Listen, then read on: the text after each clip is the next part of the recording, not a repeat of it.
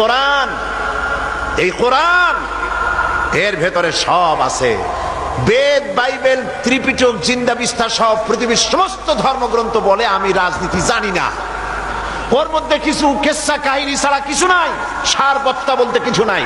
কিন্তু কোরআন এটা মাত্র 550 আয়াত হচ্ছে হুকমে শরঈ, 6000-এর উপরে এর মধ্যে আয়াত আছে।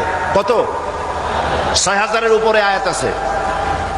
6000-এর উপরে আয়াত সম্বলিত এই কিতাব, এর মধ্যে 500 আয়াত হচ্ছে হুকমে শরঈ, অর্থাৎ বিধি নিষেধ। কোনটা করবেন, কোনটা করবেন না, কোনটা খাবেন, কোনটা খাবেন না, কোনটা বলবেন, কোনটা বলবেন না, এই জাতীয় আয়াতের সংখ্যা কত? তাহলে বাকি 6000 কি? তা কি মাথার মধ্যে ঢুকছে কখনো?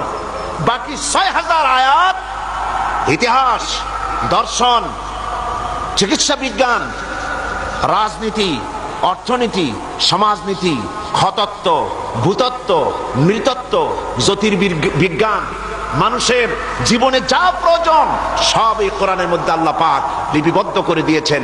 পৃথিবীর মানুষের জন্য প্রয়োজন, অথচ কোরআনে নাই, এমন কোনো বিষয় হতে পারে না। সুতরাং এখানেই পার্থক্য। যারা ধর্মনিরপেক্ষ রাজনীতি করেন, বিশ্বাস করেন, তারা কোরআন বোঝেন না বলেই ওই পচা মতবাদকে বিশ্বাস করে।